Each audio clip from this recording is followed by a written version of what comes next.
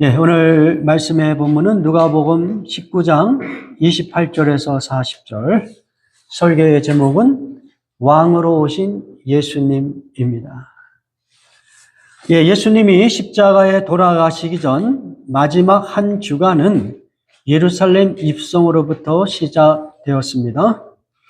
예수님이 예루살렘에 입성하신 사건은 승리의 입성, The Triumphal Entry라고 이야기합니다. 이것은 예수님이 고난을 받지만 결국 그 십자가에서의 죽음을 통하여 부활하심으로 인류의 그 죄와 사망의 권세를 이겨내신 그러한 사건들이 이루어지기 때문에 예루살렘에 입성하신 이 이야기를 승리의 입성이다, 이렇게 신학자들이 이름을 붙이고 있습니다. 그러니까 예수님이 사실은 예루살렘에 들어옴으로, 그리고 이제 마침 그때는 일요일이란 말이에요. 일요일이고, 그래서 우리는 이 일요일이기 때문에 이 날을 종려주일이다, 이렇게 이야기하기도 하고요. 예. 그리고 이제 예수님이 돌아가시는 그 금요일까지 예수님은 거의 한 주간 동안 많은 그 어려움을 경험을 하시죠. 그리고 결국은 십자가에 못 박혀 돌아가십니다. 겉모양은 아주 순환의 시간들이죠. 예. 그래서 이제 전통적으로 기독교는 이제 내일부터 예수님이 돌아가시는 그 시간까지 고난주간이다, 이렇게 이름을 붙였습니다. 그렇지만 이제 겉모양은 고난이지만 결국은 그 고난을 통하여 모든 인간들을 해방시키는, 그 죄와 사망의 권세로부터 해방시켜 주시는, 또는 율법이라고 하는 우리가 일상 속에서 경험하는 어떤 무엇인가 우리의 능력과 힘으로 삶을 이루어내야 된다는 강박관념, 그러한 어떤 가치관, 세계관으로부터의 자유, 그 해방을 만들어내시는 그러한 사건이기 때문에 우리는 이날을 승리의 어떤 예고편이라고 이렇게 생각을 하기 때문에 예수님의 그 예루살렘 입성, 이 사건은 승리의 입성이다, 이렇게 우리가 생각해 볼 수가 있습니다.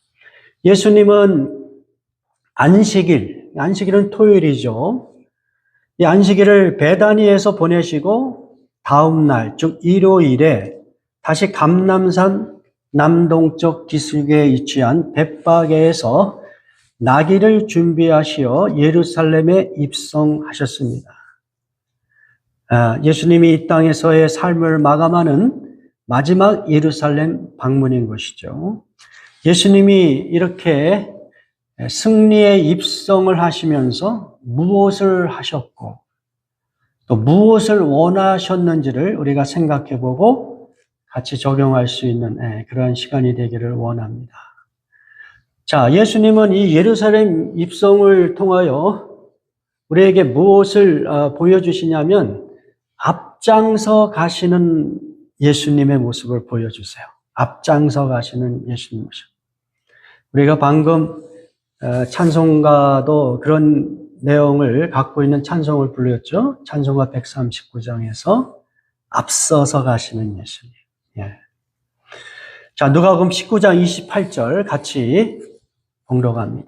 예수께서 이 말씀을 하시고 예루살렘을 향하여 앞서서 가시니라. 예. 제가 이제 성경 공부하는 분들에게 그런 그 이야기를 나누었지만, 여러분들이 흔히 그 진보주의 신학과 보수주의 신학을 가름할 수 있는 어떤 뭐랄까요. 그 기준을 이렇게 이야기하라면 바로 이 이야기를 할 수가 있어요. 진보주의자들은 예수님의 말씀만을 강조하려고요. 예. 그래서 이제 김용호 이런 분들은 소위 도마복음, 도마복음을 그렇게 강조를 하잖아요. 근데 도마복음에는 예수님의 그 어록만 담겨 있는 그러한 책입니다. 예수님의 삶, 생애 이런 것들이 없어요. 그러니까 이제 진보주의자들은 예수님의 어록만 가지고 거기서 어떤 교훈을 얻어내고 거기서 크리스찬의 삶을 이야기하는 것이죠. 그러나 보수주의자들은 예수님의 말씀만 가지고 이야기하지 않아요. 예수님의 삶 자체를 같이 포함해서 교훈을 얻고 그리고 예수님의 그 삶 자체를 매우 중요하게 또 생각을 해요. 예수님의 탄생도 중요한 것이고 예수님이 30년 동안 공생애를 어떻게 사셨는지, 그리고 예수님이 어떻게 십자가에서 고난 받으시고 죽으시고 그리고 부활하셨는지, 또 승천하셨는지, 이런 어떤 예수님의 행적까지도 보수주의자들은 매우 중요하게 생각하고 예수님의 말씀과 함께 그 모든 것을 아울러서 성도의 어떤 신앙의 기준으로 삼는 것이죠.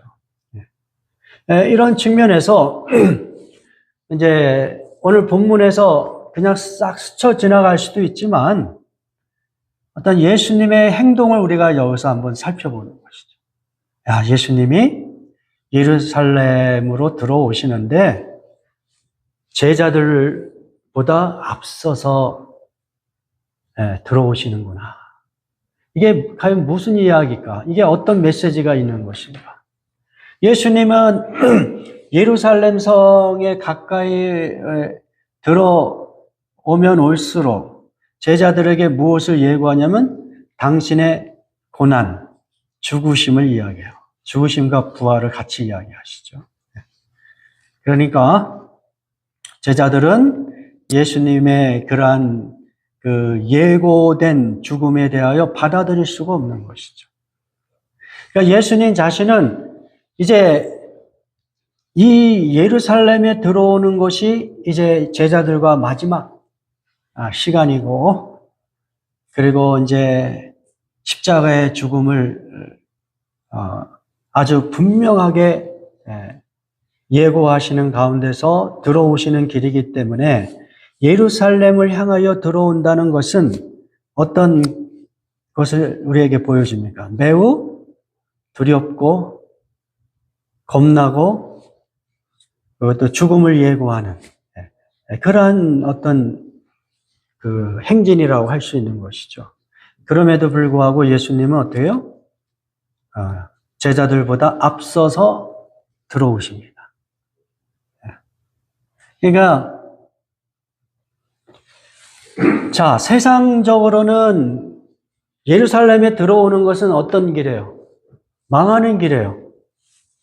실패하는 길이에요. 그렇죠?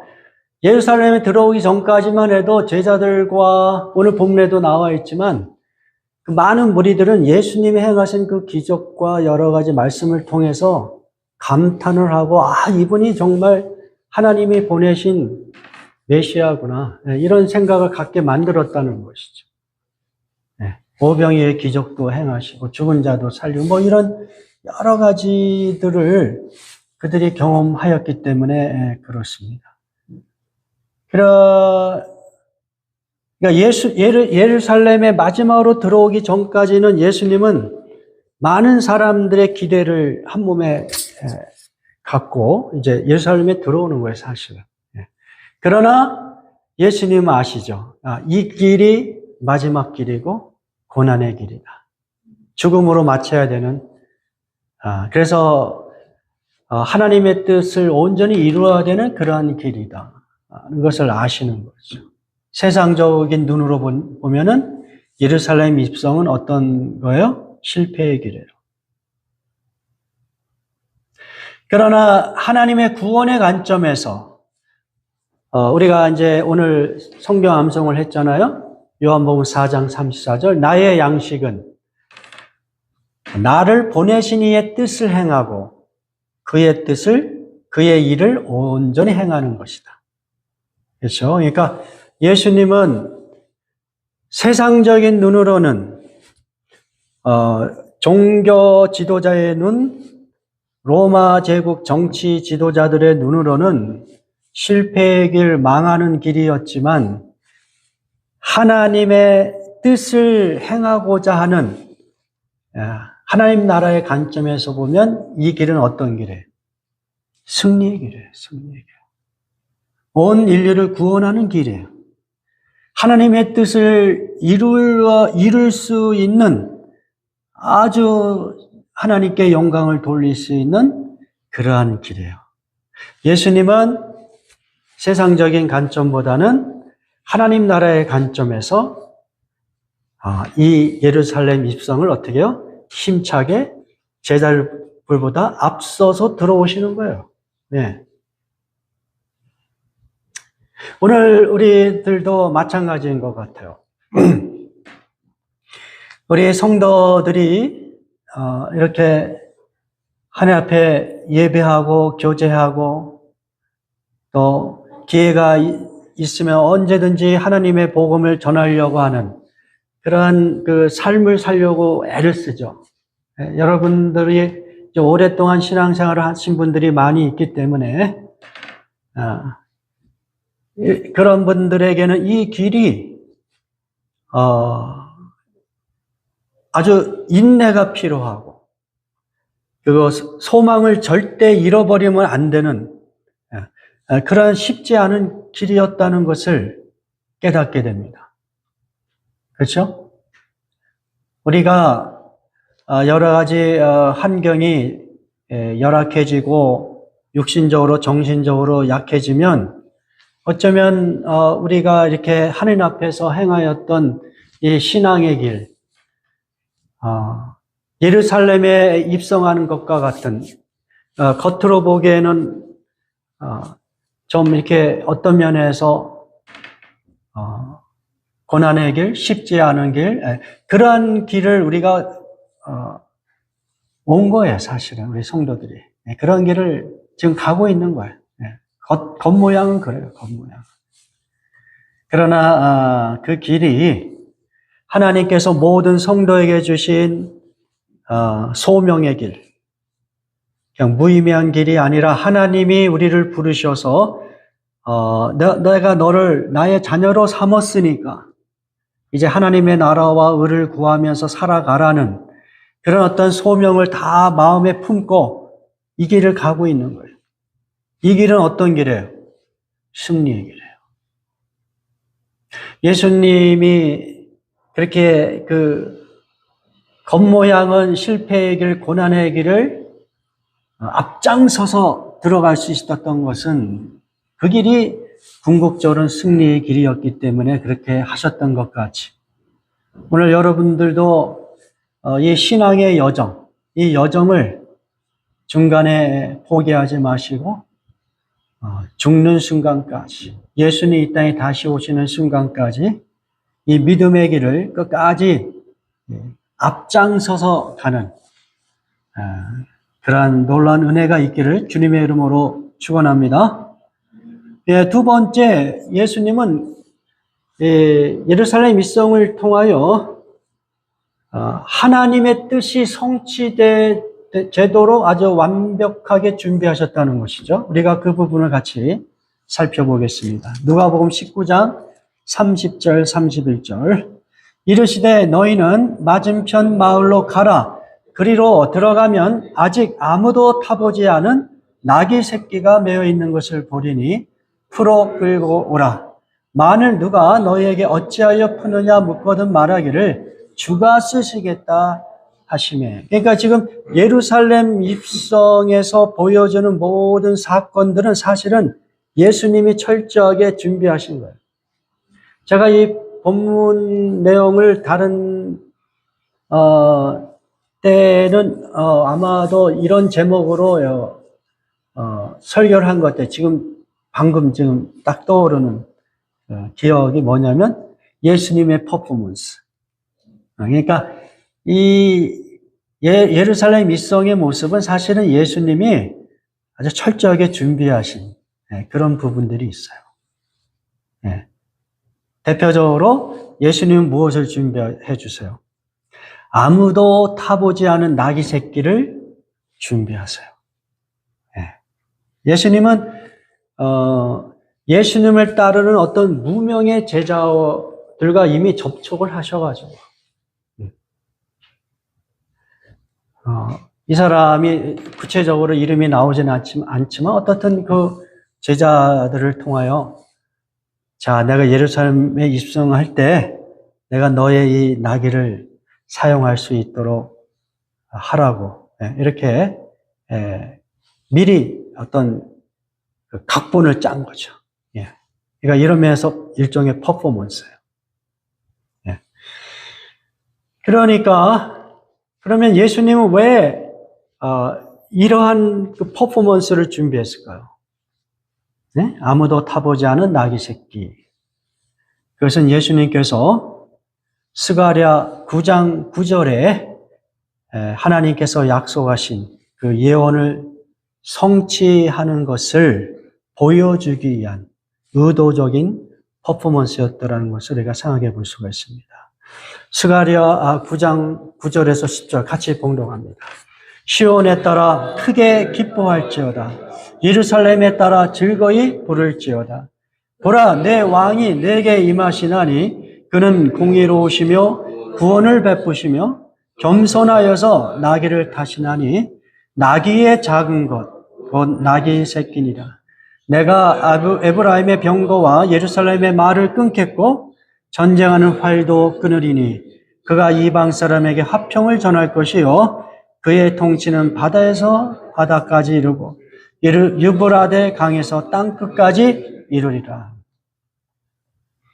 이미 구약 성경에서 특별히 스가랴 9장 9절에서 10절에 이렇게 예언된 그 메시아의 오심, 메시아가 어떤 모습으로 오시는가, 그것을 이렇게 그림 언어로 이렇게 표현을 했는데 예수님은 그것을 그대로 어떻게 해요? 성취를 하시려고. 예루살렘에 들어오실 때 어때요? 나귀를 타고 들어오세요. 아무도 타보지 않은 그런 어린 나귀를 타고 오심으로 이 예언의 말씀을 성취하시는 것이죠. 왜 아무도 타지 않은 어린 나귀를 특별히 선택했을까?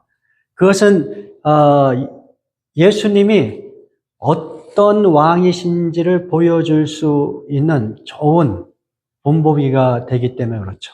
예수님은 어떤 왕으로 이 땅에 오세요? 그는 공의로우시며 구원을 베푸시며 겸손한 분이다. 그리고 이방 사람들에게 어떻게 해요? 잡고요.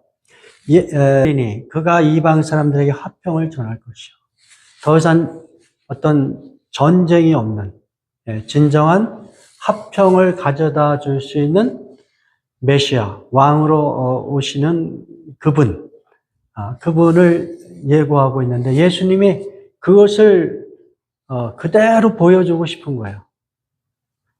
어린 나귀 새끼를 타고 오므로 나는 그런 왕으로 이 땅에 온 것이다. 겉모양은 종의 모습이고 고난의 모습이고 비천한 모습이지만 그러나 실제로는 바로 하나님이 약속하신 하나님이 보내신 바로 그 메시아의 모습으로 내가 이 예루살렘에 입성하고 있는 것이다. 이거 예수님 보여주고 싶으신 거죠. 예수님은 스스로를 또 그렇게 말씀하신 적이 있습니다. 마태복음 11장 29절에 보면 뭐라고 말씀하세요? 나는 마음이 온유하고 겸손하다. 나는 마음이 온유하고 겸손하다. 나의 멍에를 메고 내게 배우라. 예수님께서 우리에게 도전하시는 것이죠. 또 예수님의 이러한 그 치밀한 준비에 참여한 무명의 제자가 있다는 것을 또 우리가 잊지 않았으면 좋겠어요. 성경에는 이름들이 나와 있는 유명한 제자들도 있었지만 이름이 나오지 않은 많은 무명의 제자들이 있어요. 대표적인 사람들이 어떤 사람들이에요? 여인들이죠. 여인들의 이름이 많이 빠져 있지만 그러나 예수님과 그 일행을 음식으로 대접하고 그들의 필요를 채워준 사람들이 여인들이었어요. 자, 예수님이 한번 움직이면 최소한 몇 명이 함께 주변에 있는 거예요. 12명의 제자가 있잖아요. 그리고 또 더 많은 제자들이 있었을 텐데 예수님과 그 일행을 이렇게 먹이고 대접해주고 이런 일은 쉽지 않았을 거예요. 그 누구라도. 근데 그러한 것들의 귀하게 쓰임을 받은 그 무명의 제자들이 분명히 있는 것이에요. 오늘 본문에서도 그 무명의 제자가 예수님이 쓰시겠다고 하니까 그냥 아무런 그 반론 없이 예수님께 그 어린 나귀 새끼를 바치잖아요. 그러니까 이러한 내용들을 아무것도 모르는 그 제자를 이제 보내셔서 야 저기 거리에 저 맞은편 마을로 가면 거기 아무도 타보지 않은 나귀 새끼가 매여 있으니까 그거 풀어서 끌고 와라. 이렇게 제자들을 보내셨는데 그때에 예수님께서 미리 말씀해 주셨잖아요. 야 그거 주인이 어떻게 내 나귀를 너희들 마음대로 풀어가냐 이렇게 얘기하면 그렇게 얘기하라. 주께서 쓰시겠다. 근데 이게 일종의 암호예요. 암호. 비밀스러운 암호예요. 주께서 쓰시겠다. 그러면 거기에는 어떤 반박도 없고 거부감도 없고 그냥 흔쾌하게 주님이 쓰시겠다고 하니까 그것을 드리는 이 무명의 제자의 헌신. 이런 것들을 우리가 기억을 해야 될 것 같습니다. 자, 이런 식으로 예수님은 예루살렘 입성을 완벽하게 준비를 하시고 이제 나귀를 타고 입성을 하시는 거죠. 그리고 예수님은 그 예루살렘 입성을 통하여 최소한 예수님을 한호하던 그 제자들에 의하여 찬송받기를 원하셨다는 거예요. 이것도 예수님은 매우 좀 특이한 거예요. 예수님은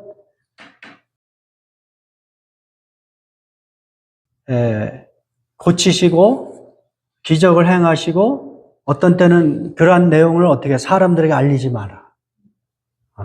그랬던 분이잖아요. 그랬던 분인데 오늘 본문에서는 특별히 예수님은 그동안에 보여주지 않았던 그 어떤 제스처를 취합니다. 누가복음 19장 37절에서 40절.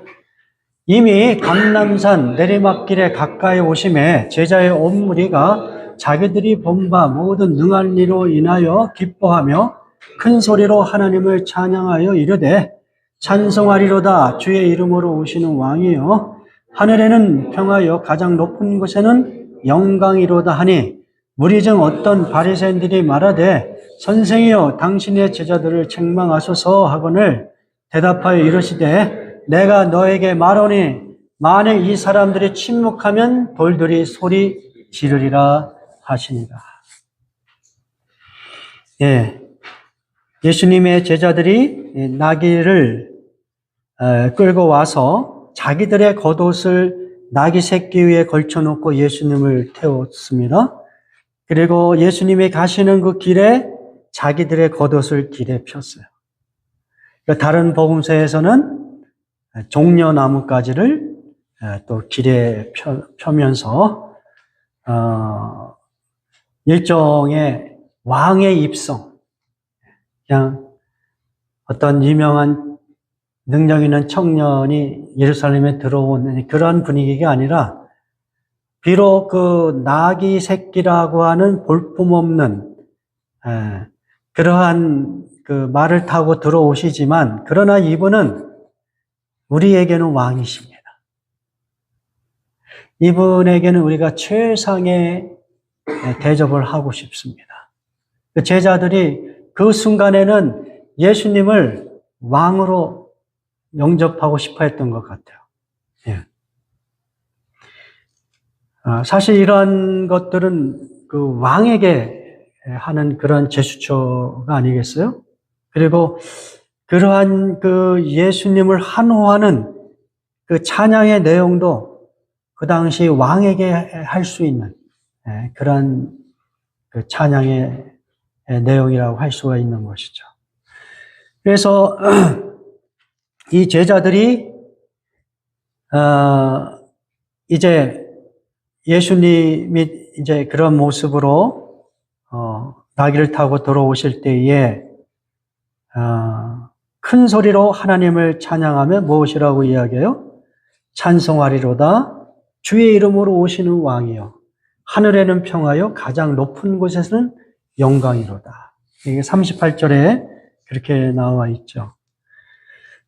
여기서 이제 그 예수 그리스도를 가장 높은 어떤 그 단어로, 그러니까 가장 그 귀한 그 단어로 예수님을 높이는 그러한 구절이라고 할 수가 있는 것이죠.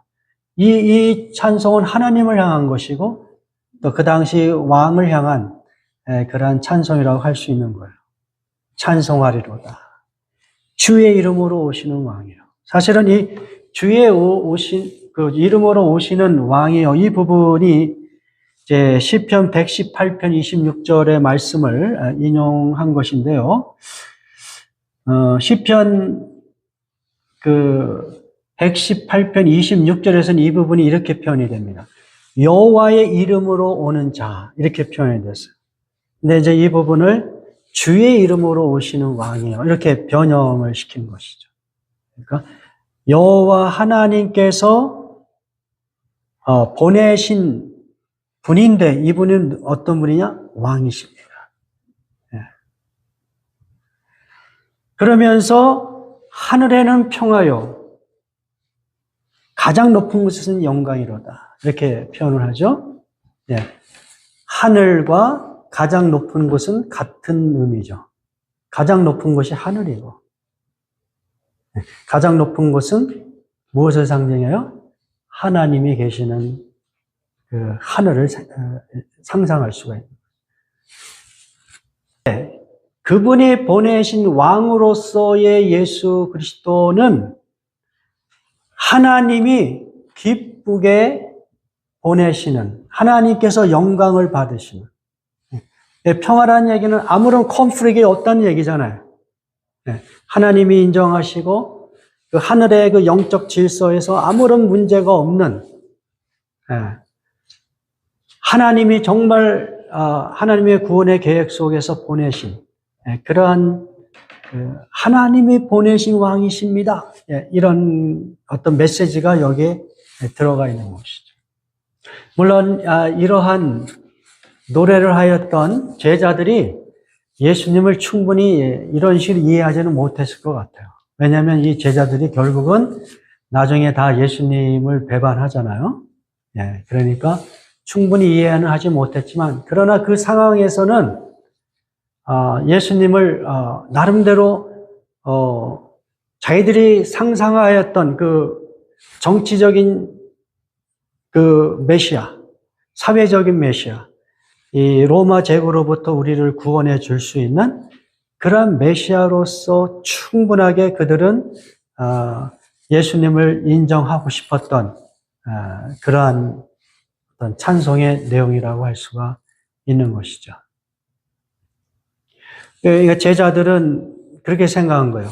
제자의 온무리가 자기들이 본 바 모든 능한 일로 인하여 지금까지 보여준 예수님의 그 행적을 보면 충분히 유대인들을 해방시킬 수 있는, 로마의 압제로부터 해방시켜 줄 수 있는 그러한 왕으로 오신 분이다. 이런 어떤 이해는 갖고 있었을 거예요. 그러나 이제 하나님의 구원의 관점에서 보면 예수님의 왕 되심은 단순히 정치적인, 사회적인 그런 그 왕으로서 오신 것이 아니라 온 인류를 구원하시는 하나님의 어떤 구원의 관점에서 그 왕 되심을 우리가 이해를 해야 되는 것이죠. 우리가 요한계시록 4장과 5장에 보면 4장에서는 보좌에 앉으신 아버지 하나님께 경배하는 모습들이 나오고요. 5장에서는 어떤 모습이 나옵니까? 죽임을 당하였던 어린 양을 향하여 예배하는, 찬양하는 그런 모습이 요한계시록 5장에 나옵니다. 다시 이야기하면 지금도 하늘에서는 하늘에 있는 모든 그 영적인 존재들이 아버지 하나님과 아들 예수 그리스도께 경배하고 찬양하는 그런 예배가 이루어지고 있는 거예요. 마찬가지로 오늘 이 땅에서 성도들이 예수 그리스도 예배는 요한계시록 4장과 5장에 드러난 하늘에서의 예배하고 같이 연결이 되어 있는 거예요.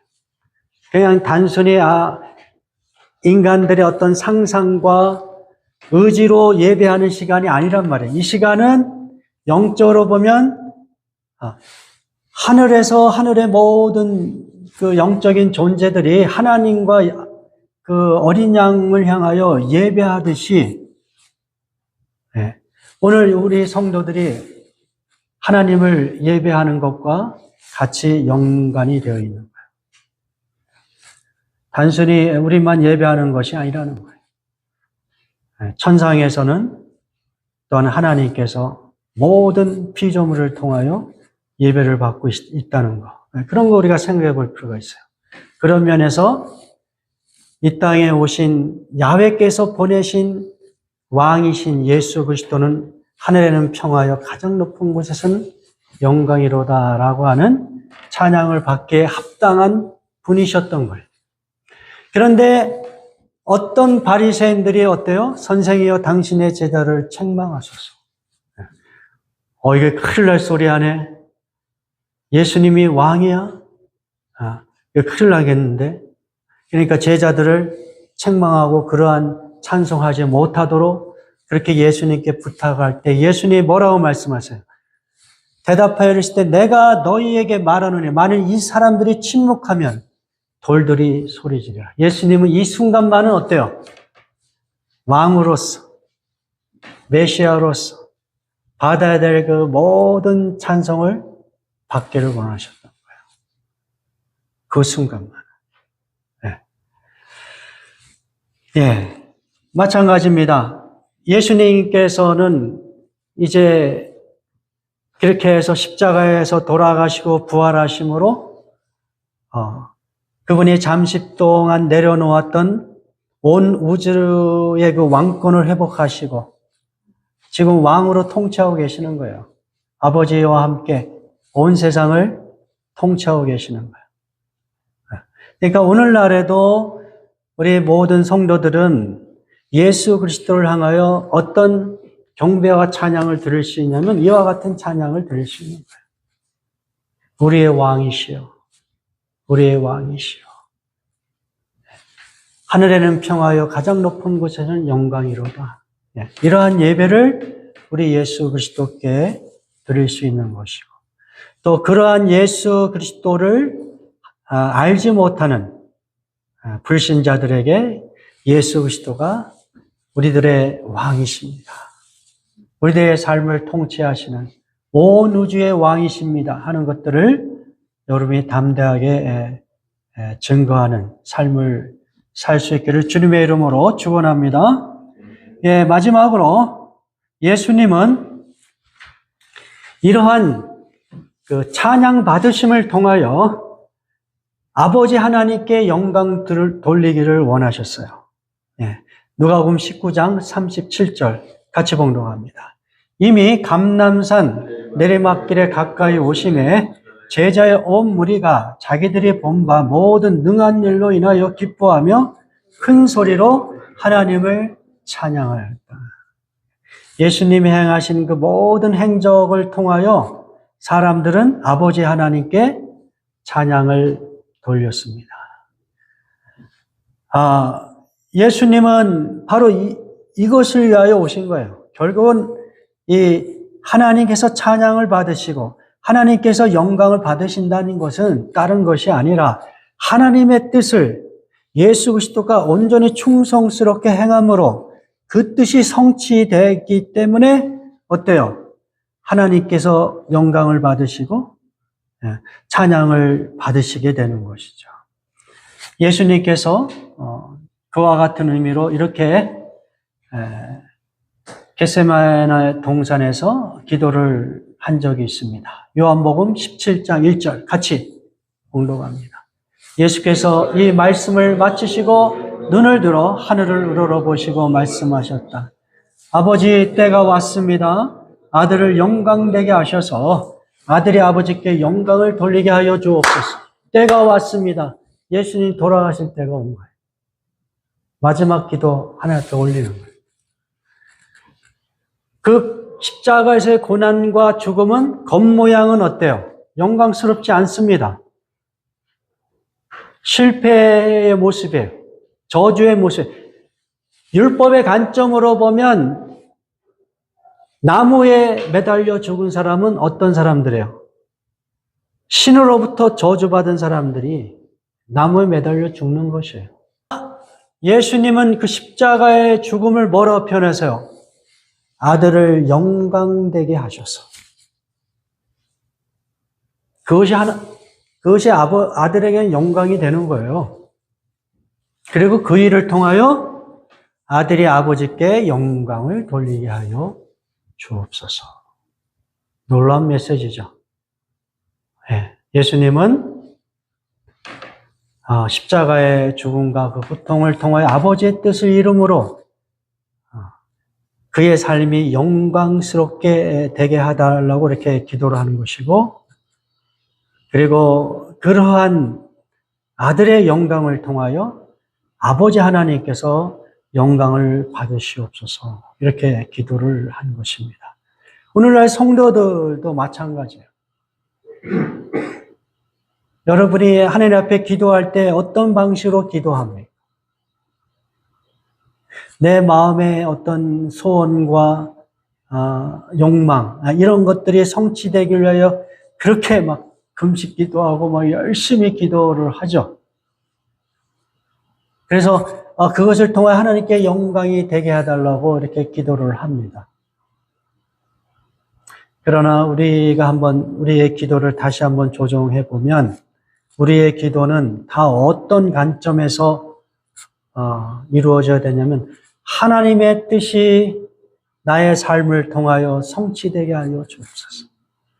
그래서 하나님의 뜻에 우리가 충성함으로 하나님께 영광이 되게 하여 주옵소서. 하나님께 충성함으로 나의 삶의 모습이 때로는 사람들에게 오해받을 만한 모습, 실패한 모습, 비난받을 모습이 될지라도 그것이 하나님의 뜻을 이루는 것이라면 어떻습니까? 그것이 영광을 돌릴 수 있다는 그 확신을 가지고 하나님의 뜻에 초점을 맞추는 그러한 기도, 그러한 삶을 살 수 있기를 주님의 이름으로 축원합니다. 우리 다 같이 기도하겠습니다.